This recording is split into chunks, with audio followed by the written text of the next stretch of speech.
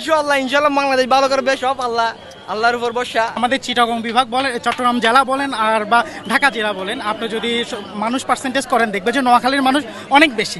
সেই ক্ষেত্রে সেটা বিজনেস ক্ষেত্রে হোক, বিজনেস পারপাস হোক বা জব পারপাস হোক, নোয়াখালীর মানুষ প্রত্যেকটা জেলায় বেশি। বাংলাদেশ জয় চাই, আমরা সবসময় চাই বাংলাদেশ জিতুক।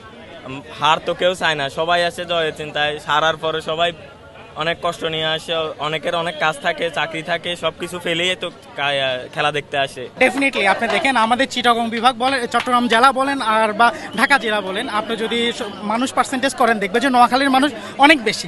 সেই ক্ষেত্রে সেটা বিজনেস ক্ষেত্রে হোক, বিজনেস পারপাস হোক বা জব পারপাস হোক, নোয়াখালীর মানুষ প্রত্যেকটা জেলায় বেশি। আর উন্মাদনা সৃষ্টির জন্য নোয়াখালী বিপিএল আসাটা হচ্ছে মানে অনেক বড় একটা কি বলা যায়, একটা পার্সেন্টেজটা অনেক বেশি, সফলতা বলেন বা হচ্ছে মানুষের সাপোর্ট পাওয়া এটা অনেক বেশি পাবে আশা করি নোয়াখালীর জন্য।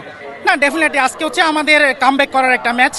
আশা করি আজকে আমরা কামব্যাক করবো, বিকজ হচ্ছে আমাদের পূর্বের ম্যাচে যে আমাদের ভুলভ্রান্তিগুলো ছিল সেগুলো আজকে আমরা রিকভারি করে আজকে অবশ্যই আমরা ভালো কিছু করব।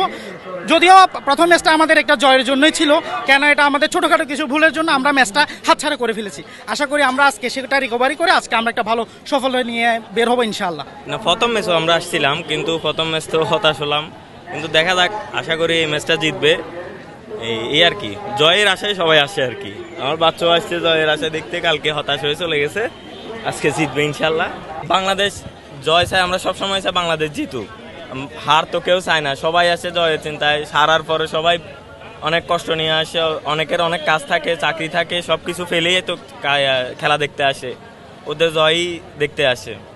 তো ইনশাল্লাহ আজকে জিতবে, তার সাথে থাকবে মুস্তাফিজের কাছে। আর আমাদের টপ অর্ডারের ব্যাটিং যারা আছে, লিটন কিংবা সাইফ, তানজিদ তামিম, ওদের প্রতি বেশি আস্থা থাকবে। কারণ প্রথম ম্যাচে দেখা গেছে ওরাই ব্যর্থতার কারণে ম্যাচটা হাত থেকে ছুটে গেছে। শেষ দিকে মিডল অর্ডারে নাসুম আর কি বলে তানজিম সাকিব ভালো খেলেছে। তবে আশা করবো আজকে তানজিদ তামিম, সাইফ, ইমন, জাকের, সোহানরা ভালো খেলবে ইনশাল্লাহ।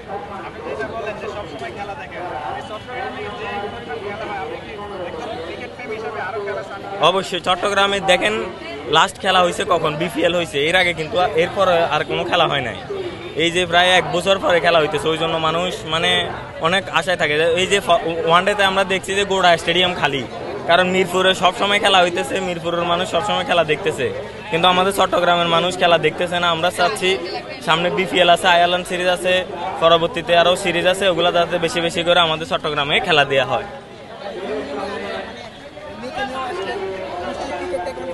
জি জি, এখনো সেটা চিন্তা করি নাই ভাই, দেখা যাক বাংলাদেশ খেলুক। ধন্যবাদ।